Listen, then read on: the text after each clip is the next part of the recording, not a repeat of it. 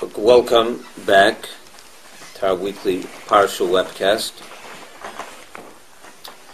Being that we are this week, we're 2 days before the holy day of Yud Tes Kislev, the 19th of Kislev, which marks the liberation of the imprisonment of the Alter Rebbe, Rabbi Yisroel Spalter of Liadi, who was imprisoned the day after Sukkot in 1798, and was incarcerated for about 7 weeks until the 19th of Kislev, when he was released from his imprisonment. And this imprisonment was a result of a slander made by other Jews against him, and the slander was based on what the Alter Rebbe used to do is that basically it was the Misnagdim, the opponents of the Hasidic movement, who tried to bring down the Alter Rebbe, which was the leader of the Hasidic movement at that time. They tried to destroy him. So they went to the Russian government, to the Tsar's government, to snitch, to slander him, and he ended up in prison. What was the slander? The Alter Rebbe used to raise money for the poor in Israel, and he used to send them sums of money. Now Israel at that time was under the Turkish government, and that Russia and Turkey were enemies, and therefore anyone that would send money to Turkey was considered treason. So they found this pretext to undermine the Alter Rebbe and get him in trouble, and to bring to the government this accusation that he is going against the government, the Tsar, and he should be punished to the full extent of the law. And in the process, they also brought against him other charges, that this whole Hasidic movement is against the government, and they brought proofs from certain texts in the Tanya. It happened a year after the Tanya was published, 2 years after the Tanya was published. So they brought certain texts from the Tanya to prove that the Alter Rebbe is against the government, and he's fighting against the government, and they caused the Alter Rebbe to wind up in prison. And this imprisonment was a very difficult one. And the whole Hasidic movement was in danger. Because if the Alter Rebbe went down, the Hasidic movement would go down with him.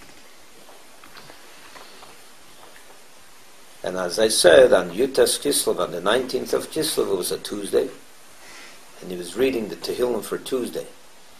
And then while he was saying, he wrote this in the letter, that while he was saying the verse in Psalm 55, which is part of the Tuesday section, in the verse 55, there's a verse that begins with the words, Pada b'sholem nafshi, you've redeemed my soul in peace.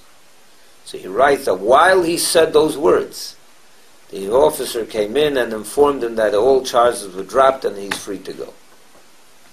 And that day became the Yom Tov for Hasidim all over the world, especially for Chabad Hasidim, but not only for Chabad, the whole Hasidic world celebrates Yud Tes Kislev. It's called Yud Tes Kislev, and it's considered the Rosh Hashanah for Hasidus. And let me explain why. But in order to explain it, let me tell you a story.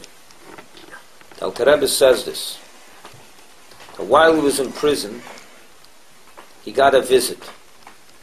Who came to visit him? The Baal Shem and the Maggid of Mezritch. Now you may ask, what do you mean they came to visit him? They were already gone from this world many years before he was imprisoned. So he says they came to him from the other world. They literally visited him in the prison cell. That's what he writes. And I will add that the previous Rebbe, when he went to visit that prison, he went into the cell and he measured the cell to see if it's enough big for 3 people. So that it wasn't the soul from heaven came, some spiritual dream or some vision. They were there quite literally. However you want to understand that. But he got a visit from the Baal Shem Tov and the Maggid of Mezritch while he was in prison. And he asked him, why am I being treated this? Why in heaven was this decree against me? Why am I in prison? So they answered him that when he was in heaven, they answered him that in heaven there was a decree against him. Why? Because they told him, in their words, he was revealing too much of Hasidic teachings. Hasidic teachings is basically the inner dimension of Torah, which is the esoteric, the knowledge of God himself, about God, the anatomy of God, and everything related to that. Deep wisdom, lofty subjects and concepts. And they felt there was a decree in heaven that Alter Rebbe was taking that and revealing it too much. So he asked him, so that means that when I get out, should I stop? Should I stop? So they told him that if you get out, when you get out, that will be a sign that in heaven the decree was moved. And not only should you not stop, but you should increase the publication and the teachings of Hasidism as you have done that till now, and even more. Increase. And indeed, it is known by Hasidim that after Peterburg, he was incarcerated in Petersburg, that after Petersburg, the Hasidus became revealed. Alter Rebbe started a whole new level of revelation of Hasidus. The teachings, he gave long discourses, and he spread it. He brought down to the world this wisdom, this knowledge, this part of the Torah, in ways that was never heard of before. But here's the question.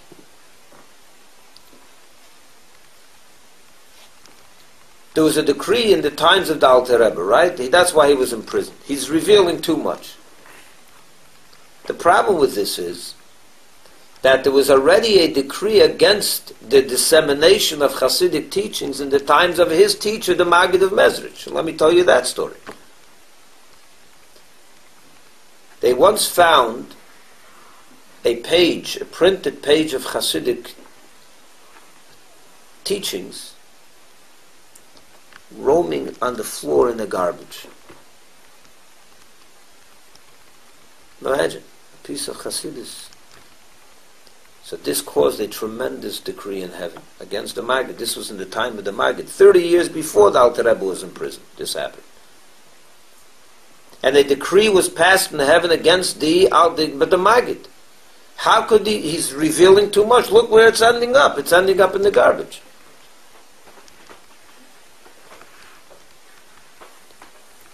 So we're told, the story goes that the Alter Rebbe learned of this decree in heaven. Spiritual intuition, his knowledge, his divine inspiration was of such a nature that he knew what was going on. That in heaven there's a decree, he knew about it. And we're told that he removed the decree. He accomplished in removing the decree from heaven. What was his method of doing this? See, he explained as follows. He gave the famous parable. What's the parable? He said like this. There was a king who had a prince and only son that was born to him in his old age. And the king had great pleasure in his son, in the prince, until one day the prince fell ill. And he fell ill to such a degree that he was already on his deathbed. And they brought doctors from all over the kingdom and they could not heal him. Nothing they did would help him. And the king was devastated. His child is on his deathbed. He's unconscious already. Till one doctor came from a distant country, from the distant part of the kingdom, and said, I have a cure. I figured out a cure for your son. What is the cure? It says, your crown that you have inherited from fathers, from the family of kings, from many generations, that precious crown, on the top of the crown, the most important jewel, most important diamond of the crown, that makes the whole crown so beautiful, that's the centerpiece of the crown, you're going to have to take it out of the crown. You have to grind that stone and mix it with water. And for and with that mixture, you'll push into his mouth, and maybe a drop will get in, And if a drop gets into his mouth, it will digest it, that will cure him. So what does the king do? It's his crown. It's what he inherited from many generations. That's his kingdom. But over here is his son. So without a moment's hesitation, he orders the crown to be taken apart, the stone to be grinded, to be mixed in water, and they did it. And the child was revived. So the Alter Rebbe said that is the story of Hasidus with the Jewish people. The Torah was given at Mount Sinai. But then came a time, a few thousand years later, that the Jewish people, because of persecution and pogroms, and especially what happened in 1648 and 1649, where the Cossacks ravaged through Jewish communities and completely destroyed them, killed over 200,000 people. It was a Holocaust back then. The Jewish people were fainting. The child, the prince, the Jewish people were on the deathbed. It was almost over. Jews have lost hope, they've lost their connection, they lost everything. If you know a little history of the 1600s, there was a very small percentage of Jews that were learned and scholars, but the vast majority were simpletons, knew nothing, and lost their whole faith. They were losing it. They were faint. There was a situation where the prince was laying unconscious almost, in a spiritual sense. And how could you revive the child? By taking from the Keser Torah, from the crown of the king. What's the crown of God? The Torah. But in the crown itself, there's the precious gem. What's the precious gem? Kabbalah, Hasidus. That inner dimension of Torah, the crown jewel. And that crown jewel you had to take and grind it up. And push a little bit into the Jewish people's mouth. Most of it will end up on the floor in the garbage can. But a little got in and revived the child. So the Alter Rebbe said this parable, and with that he removed the decree that was in heaven against the Maggid, because they saw, the crown jewels wandering in the garbage. The Alter Rebbe said that's okay. But the little bit got into the Jewish people's mouth. It revived them. This is worth it. Because with this with Chassidus, we saved the Jewish world. The Baal Shem Tov saved the Jewish world with a little bit that got in. So the question is, if already 50 years earlier or 30 years earlier, the Alter Rebbe nullified that decree, and the dissemination of Chassidus was already resolved. But then, in other words, in heaven they accepted that parable. They accepted Alter Rebbe's explanation on why Hasidus has to be revealed in order to save the Jewish people from faint. So why all of a sudden in 1798, 30 years later, is there again a decree? Then now all of a sudden the Baal Shem Tov and the Maggid are telling the Alter Rebbe while he's in prison a new decree. We already had this debate 30 years ago, and the Alter Rebbe explained that Hasidus has to be revealed to save the Jewish people. So why again is there a decree?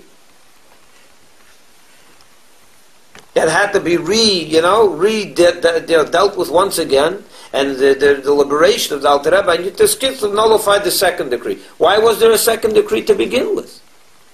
30 years earlier they already agreed in heaven that Hasidus should be revealed to save the Jewish people. So the answer is as follows. It's profound. You understand the question, yeah? The answer is, and I remember the Rebbe spoke this on a Saturday night in the winter of 1985, or beginning of 86, in January of 86, I believe it was, or December of 85. And the Rebbe said, he was Fabrengen, I was there, and he said the following explanation. He said there are two reasons why Hasidus is brought to the world. There could be two reasons why it was brought. There's two explanations given to why only in the later generations was Kabbalah and Hasidus revealed to the world. For thousands of years it was not revealed. You weren't allowed to reveal it. It was meant to be kept concealed. Only to select individuals that are on a higher level of understanding. Why all of a sudden in the time of the Arizal, the great Kabbalist, the Arizal, Rabbi Yisroel Spalter, did it become a mitzvah to reveal it, and especially with the advent of the Hasidic movement through the Baal Shem Tov and the Maggid of Mezritch. Why was it all of a sudden became a mitzvah to reveal it? Two reasons are given. One is, as I mentioned, just not to save the Jewish people from faint. The parable of the child of the king, that otherwise you got to get him a little bit, and otherwise he would die. It came, the Jewish people were in great need for this great infusion of godliness into the world that gave them a new fire, a new reason to be Jewish, a new excitement in Yiddishkeit, which the Baal Shem Tov truly accomplished. But that's one reason. Then there's a second reason. The second reason has to do with the coming of Mashiach. When Mashiach will come, it says, what's going to be the main occupation of the whole world? The Rambam says, the main occupation of the whole world will be one thing, Ladas es Hashem, to know God Himself. In other words, the whole occupation of the world will be to delve into the knowledge of God Himself. What does the knowledge of God Himself mean? That esoteric wisdom, that inner dimension of Torah, the crown jewel of Torah. So therefore, as a preparation to the coming of Mashiach, you don't want to overwhelm everyone. All of a sudden a new wisdom is going to come to the world. No one's going to know anything about it. So before Mashiach comes, they began to reveal it so that we should learn it now already and have some understanding of it, so that when Mashiach comes, our understanding will be on a whole different level, but we'll prepare a little bit. So therefore, the Hasidism and Kabbalah was revealed as a preparation to the coming of Mashiach. And since Mashiach is about to come, so the last few hundred years was given as preparation for that time. So those are the two reasons that were given for the revelation of Hasidism and Kabbalah in the later generations before Mashiach comes. One to save the Jewish people, and one to prepare them for the coming of Mashiach. So here the Rebbe says something very interesting. These two reasons explain the difference between the decree that happened in the time of the Maggid, which was nullified 30 years earlier, and why all of a sudden there was a new decree against Alter Rebbe. Why? He says,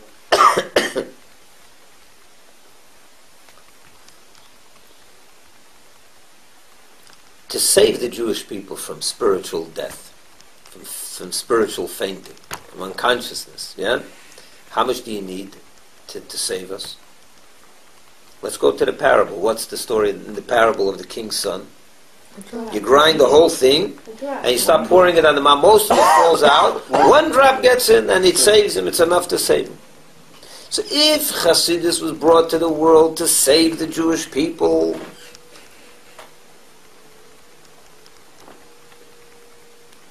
then reveal, that's whatever they need. Don't reveal more. Reveal a drop. That which is enough to give them that boost, to drive to get their adrenaline go, their Jewish adrenaline going again. A drop.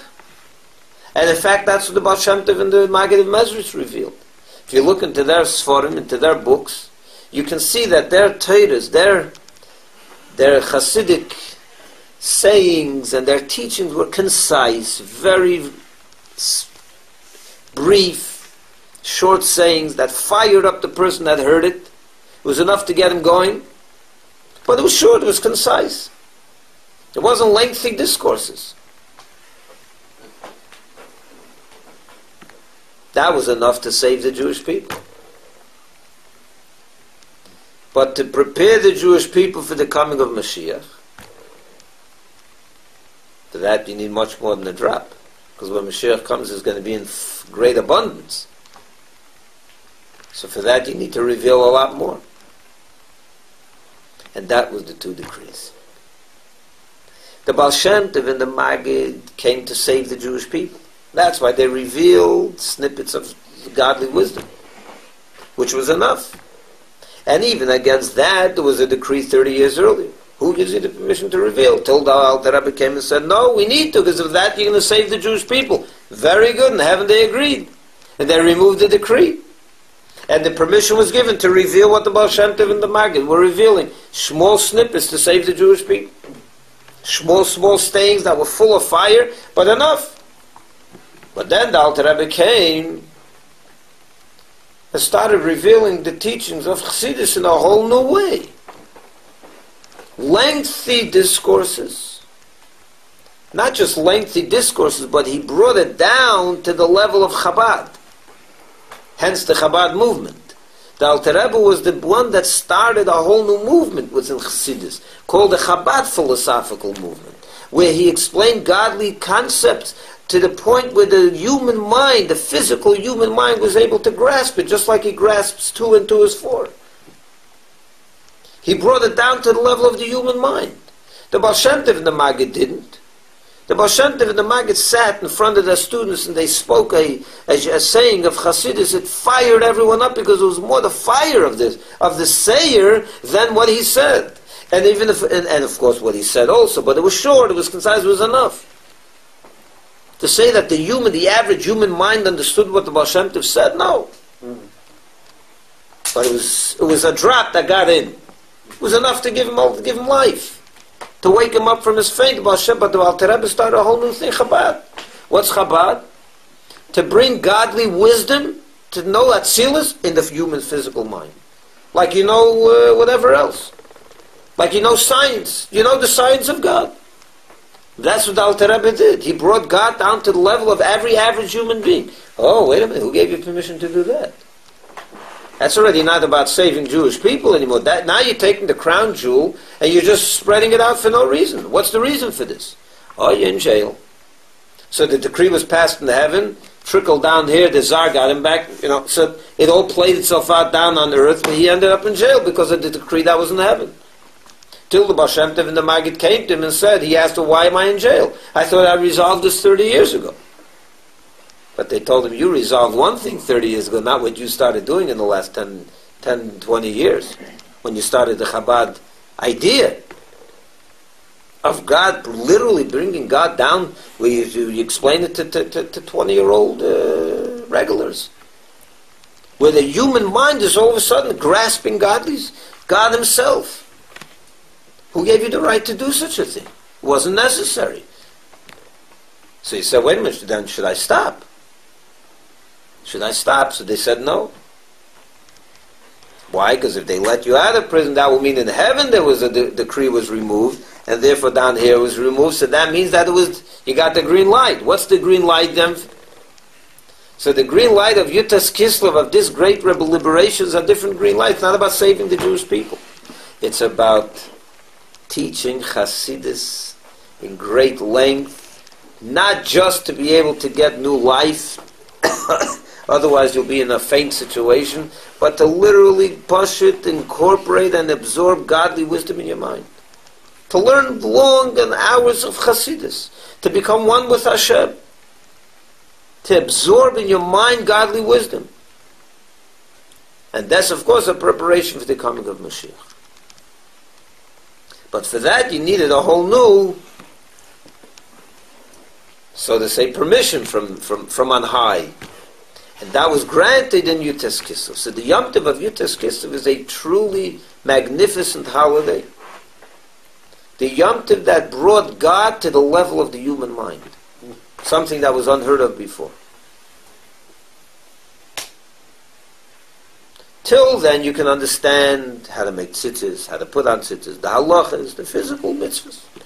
External aspect of Hashem. But Yud Tes Kislev opened up the channel to get in touch and to become knowledgeable of the inner dimension of God Himself. The author of the book. Not just the book itself, the author, Hashem Himself. To know about Him.